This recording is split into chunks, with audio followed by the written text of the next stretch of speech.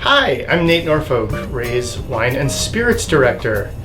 And back in September of last year, myself and some other folks on the spirits team here at Ray's had the unique opportunity of putting together a 2-barrel blend of Woodford Reserve bourbon with Woodford Reserve's master distiller, Chris Morris. This is our film that documents that process and shares our notes and the experience of these special bourbons that Chris created and how we put 2 of them together to make our own special selection for Ray's Wine and Spirits. So what we have in front of us, gentlemen, is a micro of the process. We've got, let me make sure, we've got 2 production dates across these 3 barrels. We've got 1 standalone date, and that's our first sample. That barrel was filled on September the 18th, 2014, and it's at a barrel proof of 123.6. No water added, right out of the wood. The next 2 samples were produced on the same day. So we're going to get to see 2 barrels made on the same day and how they differ. These 2 barrels were filled on March the 19th, 2015. And their proof is a bit higher because these were stored on an upper floor location where there's more heat. We got 133.2, 33.8 proof. So significantly higher than our first barrel, because the first barrel came from the first floor of a warehouse where the temperature is always a bit cooler. And our entry proof, if Eric remembers from his visit, is 110 proof. So all of our barrels increase in proof during maturation.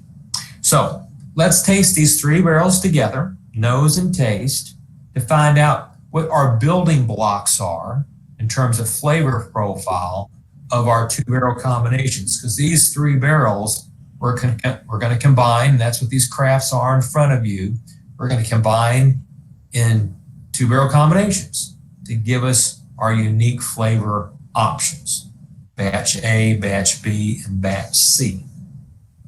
So, no water added. You all might want to put a splash of water in. You might want to taste the meat. That's up to you all. I taste them straight up.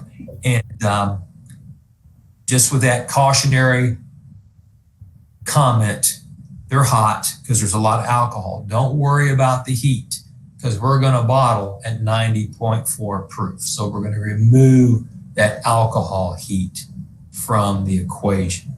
But we're going to taste these straight up. Any questions, gentlemen? No. Okay. Yeah. Sounds good. So it's hard to believe our low proof 123.8 barrel sample 1. And this is very indicative of a lower floor barrel. Lower floor barrels mature differently, as we can see by the proof presentation. And even though this is the oldest barrel, it's not over oaked, it's not heavily wooded because of the cooler conditions it's rested in. And it has more of a grain forward presentation. It's not grainy. Grainy is a negative note, but we're noticing the grain as a more prominent feature. And invariably, our grain presentation is either malt or rye or a combination. You very rarely nose corn in Woodford because we don't have much corn as a bourbon recipe. But there is that little bit of malt, and I am catching that little bit of rye, which almost you might think of a grass seed note, a little bit of that rye note. And along with that rye comes some spice. And it's almost telling me there's some mint in there, but that could be misleading. But again, that little sharpness of the rye, the malt softness, sweetness. I see Eric's already tasted. You're ahead of the game there, Eric.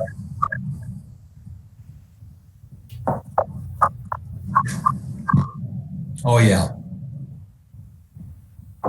It's really bubbling up there. There's some sweetness. Here comes the malt. That's probably where the sweetness is coming from.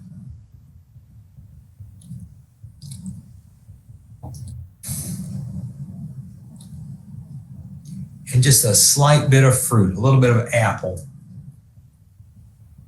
peel, the tannins of the peel. So not really spicy, not sweet, more grain forward again, which is great. That gives us a nice option as we're building our flavors. Okay, now we're going to move to a different production date. Why do production dates differ? Well, look at these. This is something most people never think about. We've just tasted a barrel that was produced in the summer, in September. The temperature is hotter. That means the stills cannot be cooled as adequately as they will when we taste these March distillates. Temperature is important.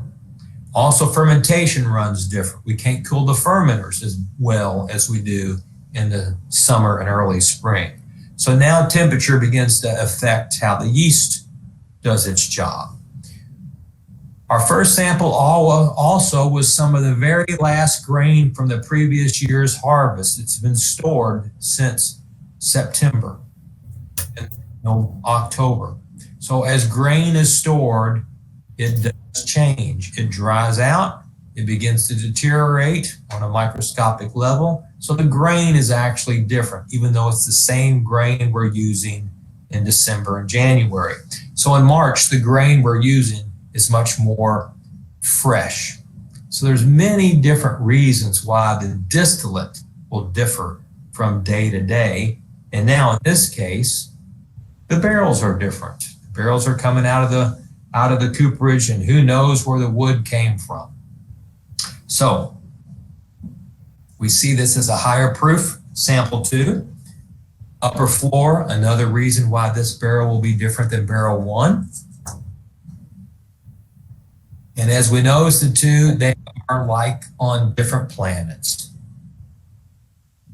It's the same recipe, the same water, the same yeast, the same stills. Wow, how different this is. What do you all think about this sample? 133 proof too.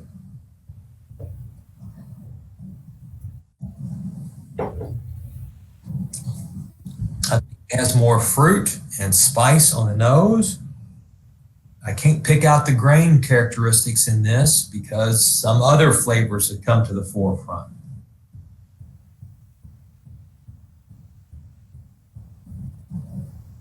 Oh yeah. Let's taste.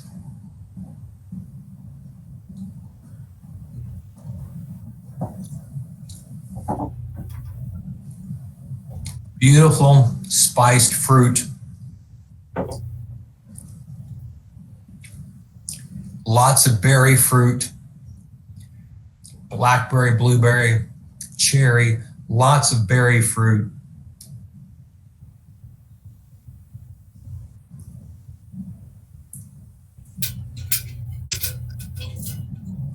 And the spice is really, really faded.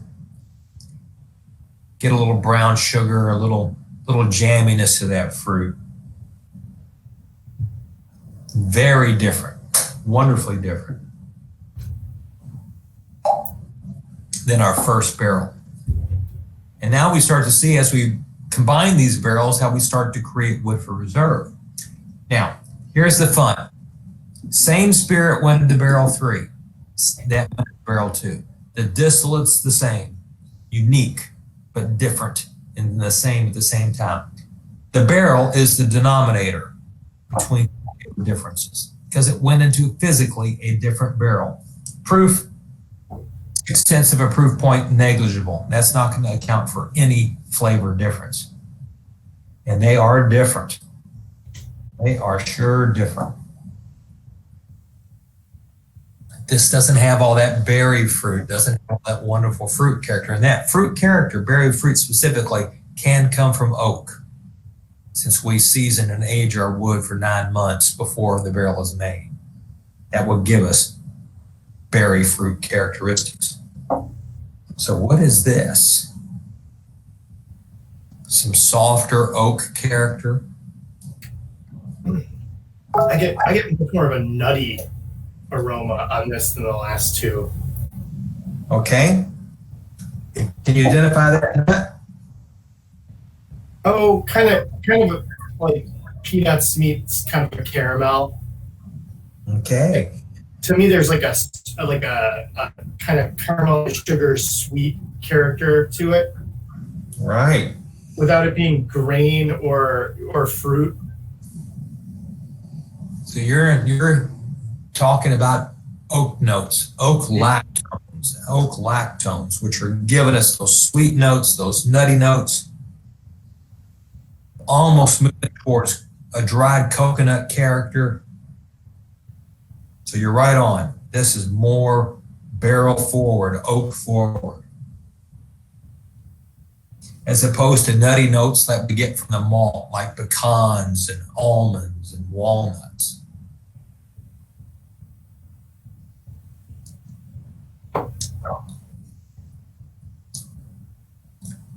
Oh boy. And as soon as I said almonds, there they are. Smoked almonds, marzipan, tremendous almond character. Beautiful.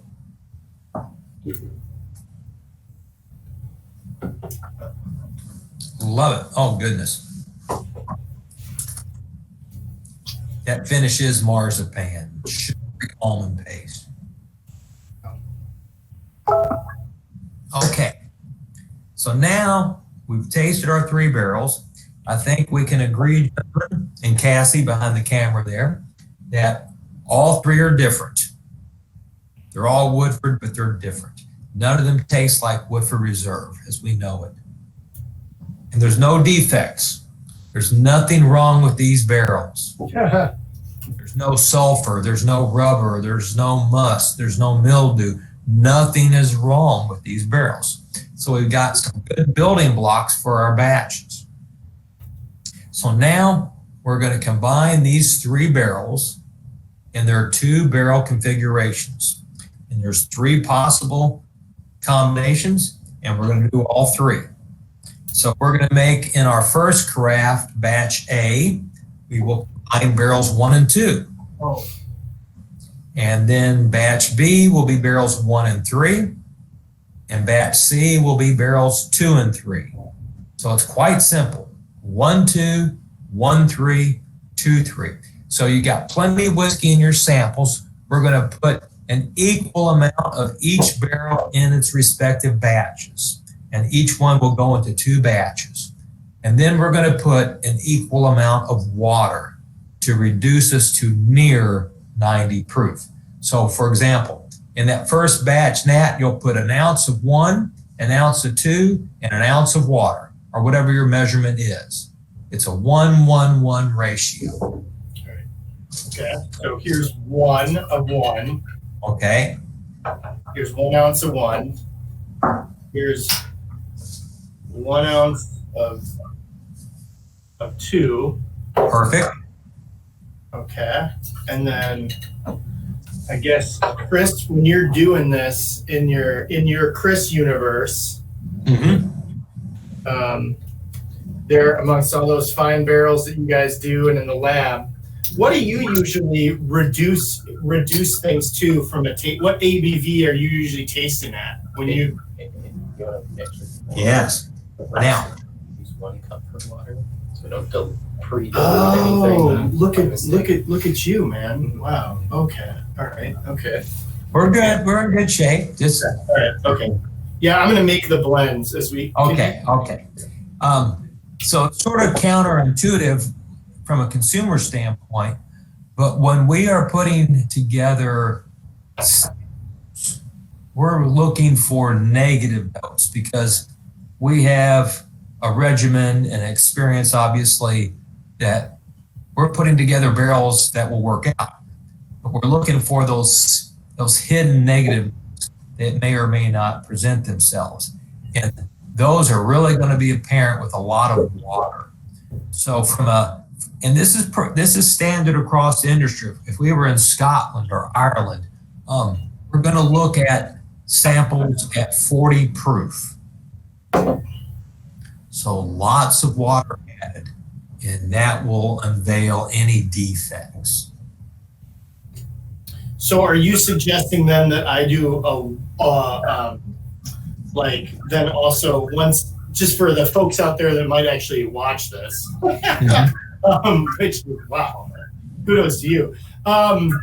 I'm going to then add another ounce of water to each of these, and then I'll reduce it to roughly, I'll be close to 80 proof then.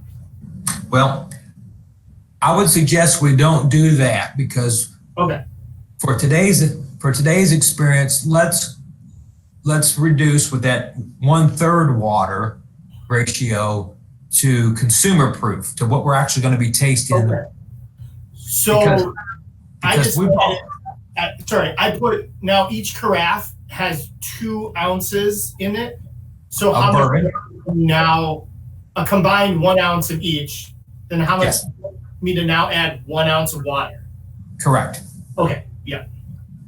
Because we've already confirmed across our initial sampling, there are no defects in the barrel. So we're already good. And for those out there in TV/YouTube land, whatever we're calling it, Ray's TV land, now we're going to have this reduced to roughly, a ballpark proof on this that we're going to taste is really like, let's say approximately 90 proof. Now these will vary from the 3 batches, obviously. We had the same barrel in each batch, in 2 batches. So we see 2 barrels in 2 of the batches.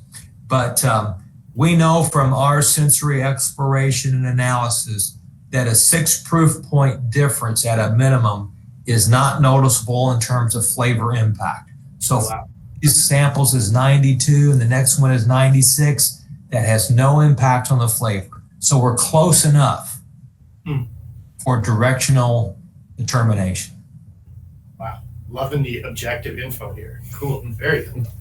All right, so gentlemen, pour your samples, please. All right, I'll take one down and pass it around. All right, and I've done the same thing that you all have done. Okay, kids, there's 1 and 2. Oops, I hope I didn't hold the 4 there, guys.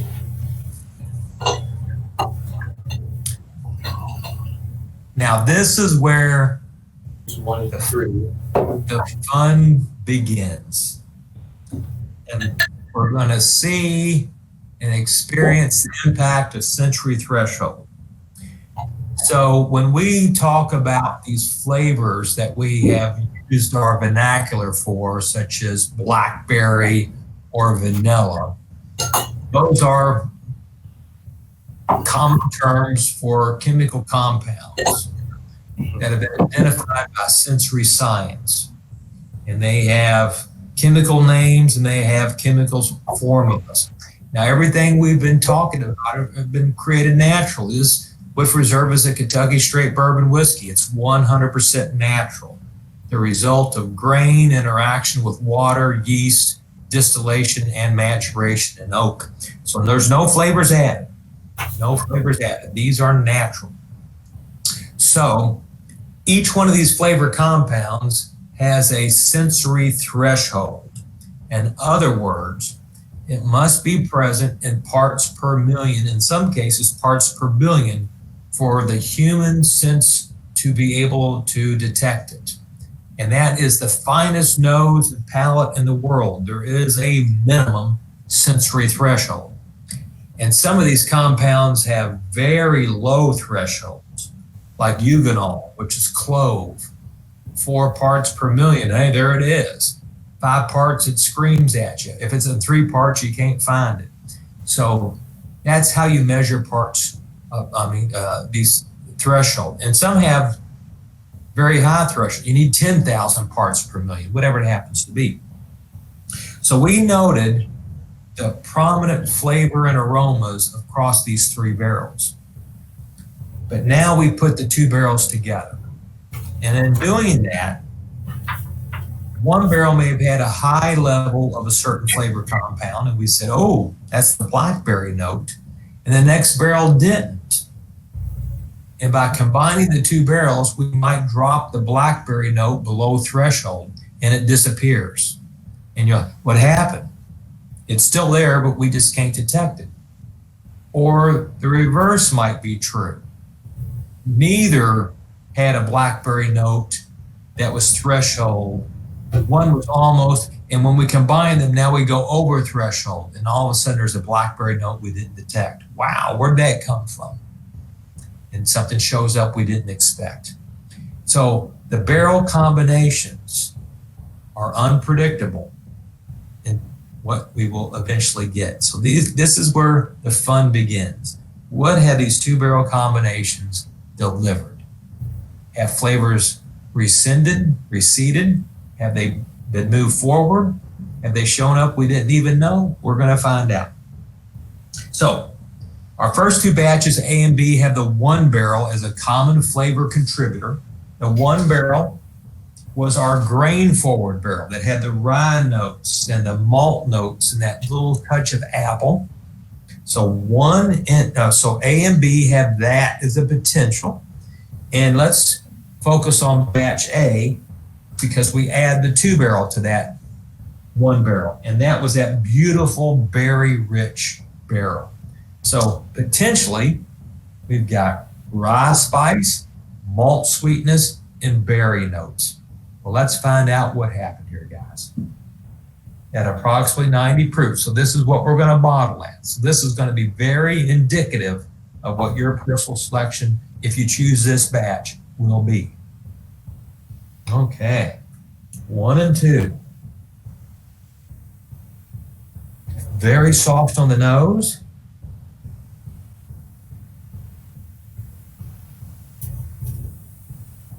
I'll get that little thread of malt.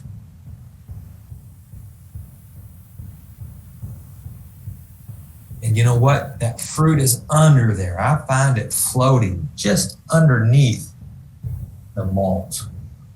So we might have both barrels showing up. Let's taste. A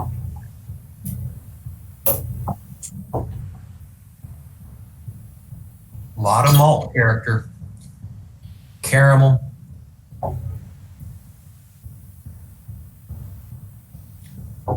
Little hint of chocolate. The fruit isn't showing up on the palate like I thought the nose was going to indicate, which is fine. It is what it is. So this is more of a sweet aromatic forward, and neither of these 2 barrels really screamed caramel. We're getting this nice little craft caramel nugget flowing through here.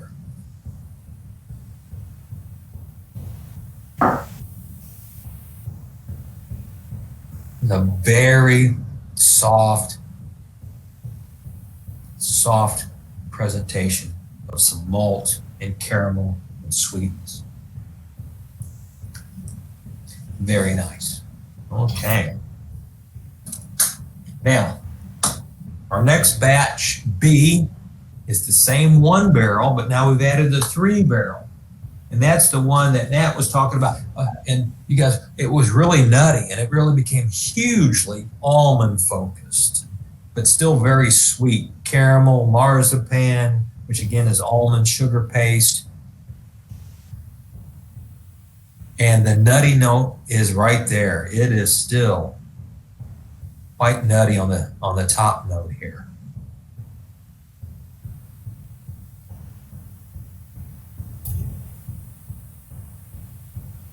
But that sort of links into the malt note. So maybe both barrels are playing together very well here. But beautiful, nutty, Nutty character. Taste.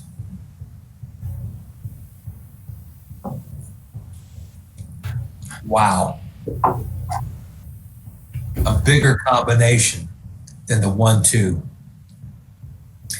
Both batches have the 1 barrel. Both are very different, aren't they? Oh yeah. A lot chewier too. Yes. There's a different texture. A much bigger texture.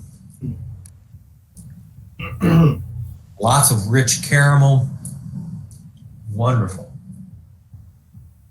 The caramel was so delicate and light in the 1-2 combo, and now it's taken on a bigger body in the 1-3 combination.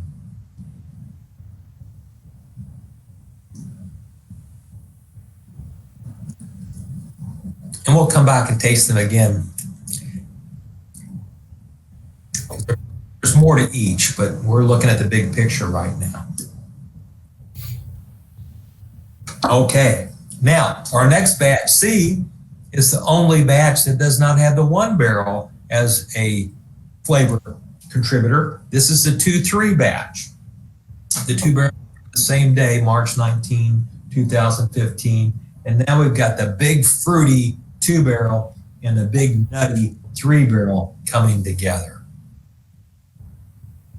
And a nose that is, again, different than the previous 2. Much different aroma.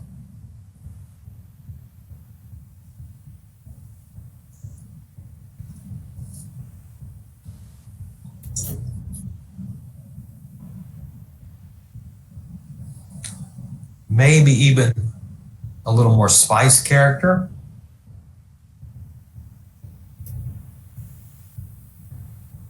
Our nutty character is there, but as opposed to being super sweet, we got some spice as a counter. Let's taste. I think our fruit is showing up here.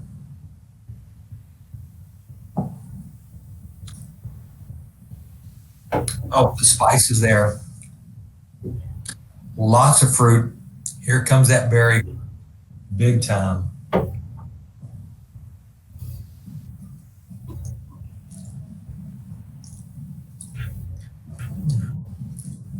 Blackberry, blueberry, huge fruit character. It's interesting to me because this really, the fruit comes on very strong in the middle. In the middle where when we had number 2 on its own, the fruit was kind of was just the theme of it. And now with this, the fruit really, it's like the other flavors kind of wrap around that fruit character. Yeah. It's interesting. Yeah. And whereas it's still maintains the almond character too. Yeah. Yes, it has that wonderful nut note. So this is just what a 2 barrel combination is all about. It really begins to create a unique flavor profile. But 2 barrels cannot be as complex, obviously, as a 100 barrel batch, or if we're making a great blend in Scotland, 10 different distilleries, hundreds of barrels coming together. So this personal selection is going to be really focused. And the nice thing is, as we talked about earlier, that when you're talking about adding water, no defects at all. There's nothing wrong with these combinations, nothing negative there. So that's the safe, that's the nice thing. We don't have any reason to discard any of the 3 for a reason other than, so it becomes personal. It's personal. What do you want for the store? What do you want for the customer? So we can talk about these, obviously, but again, nothing wrong. It's personal. Pressure's on. That's it. And it's all your all's pressure, because I'm cool now. No defect. Oh man. Again, there's not a wrong choice. There's absolutely not a wrong choice. And we see a nice range of flavor presentation. I think A will be the softest flavor presentation, and C will be the largest, more pronounced flavor presentation, and B just happens to sort of be in the middle just by coincidence. It could have been any way, but that's how files have come together. So nothing wrong with any of them.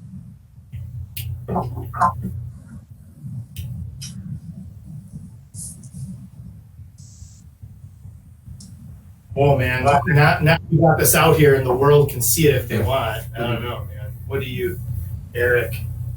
Eric has lots of nicknames. I call him the kid. It's not a competitive thing. He's just like a lot younger than me, so he's the kid. You know what I mean? Yeah. That's a good reason. Yeah.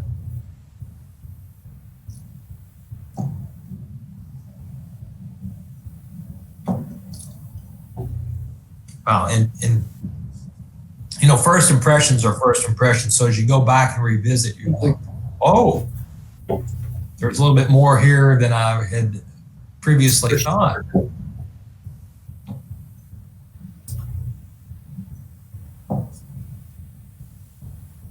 Wow, man, it's really interesting how that malt character from number one is it's got so much of a malt character for a bourbon. It's actually really, really surprising to me.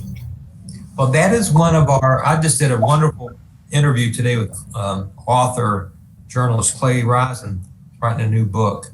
And the top 100 whiskeys to collect. Was that? Yeah, but he's doing another book. He's working on. Yes, but just saying, you know, that's part of the signature profile of Woodford.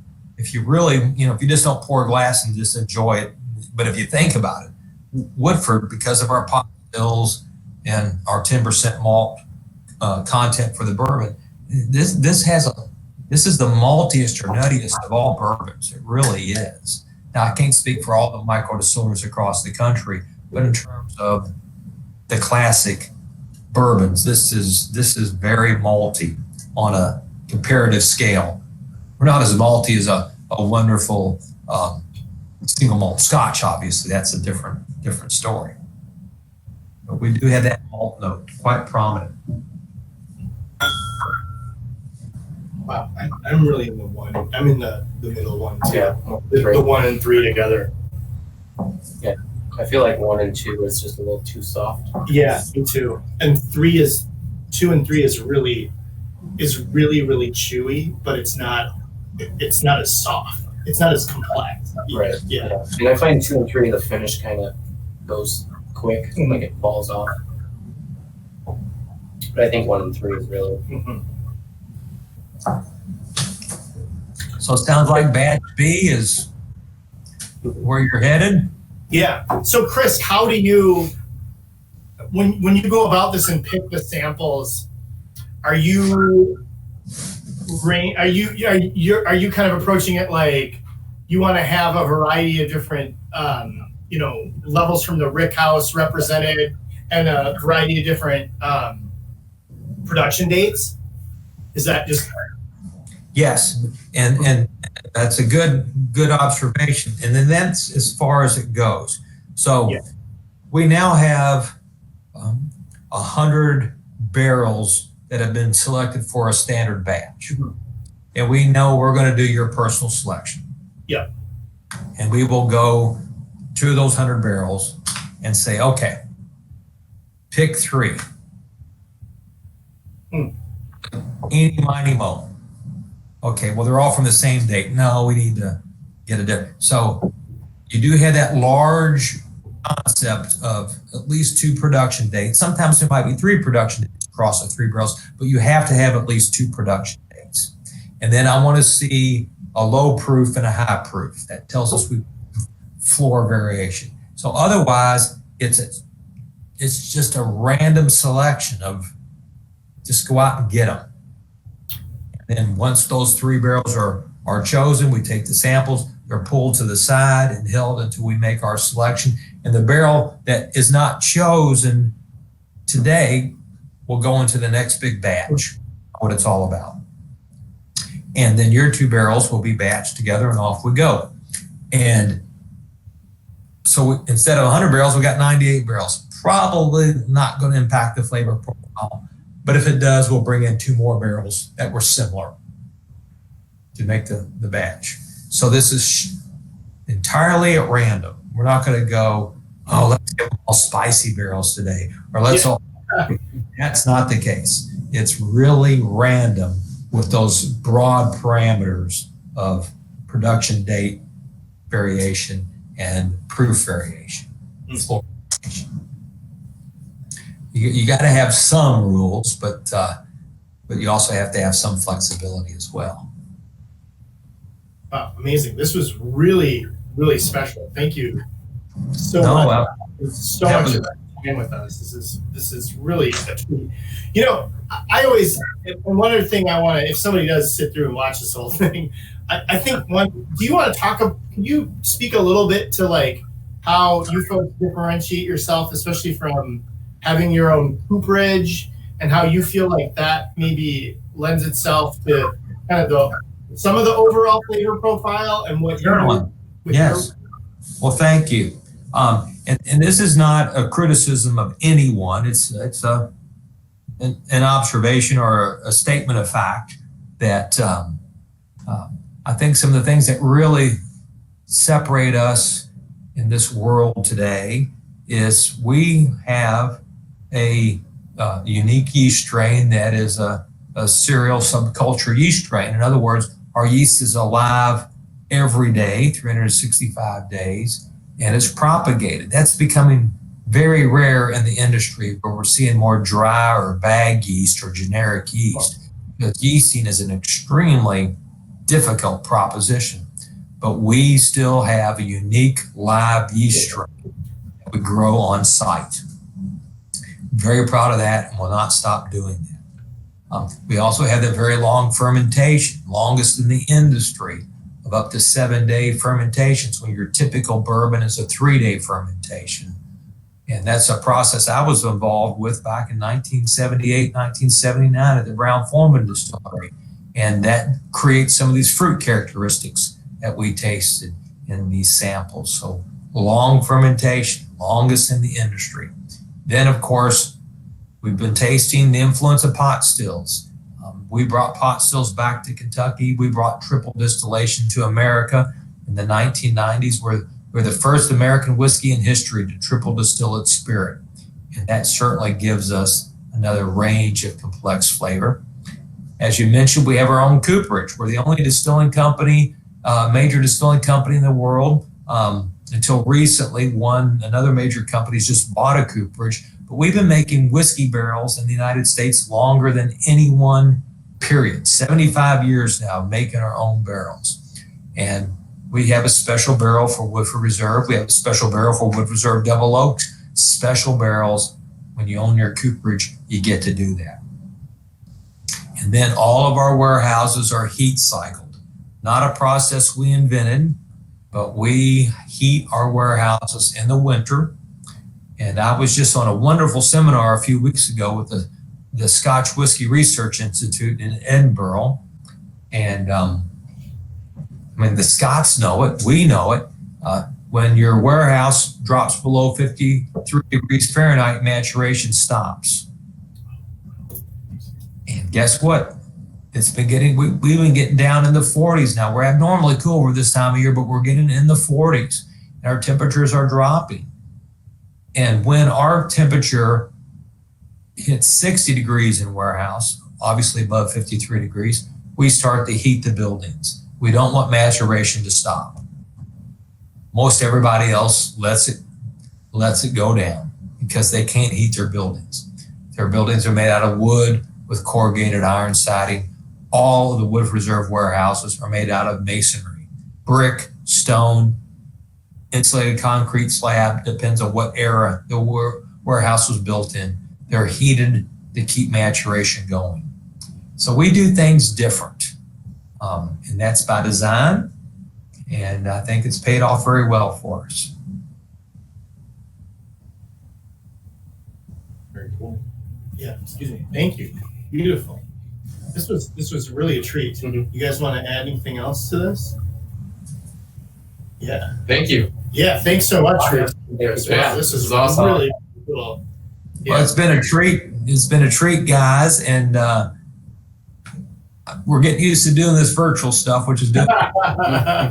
Yeah, Cassie, you can come out now. yeah, you're our test run for a virtual, like, kind of putting this up. So it'll be on our YouTube channel. I'll make sure Cassie shares this with you. Thank you so much, Chris Morris from Woodford Reserve. This was really, really awesome. We're just a pleasure, man. And this was amazing to run through these with you. You got a great palate, and showing us, your lexicon for tasting is really cool too. So we greatly appreciate it. Really appreciate it. Yeah. Have a wonderful afternoon. Thank you guys so much. All right. Have a good afternoon. Yeah. Thank you. Okay, thank you all. Bye-bye. Thanks. Bye-bye.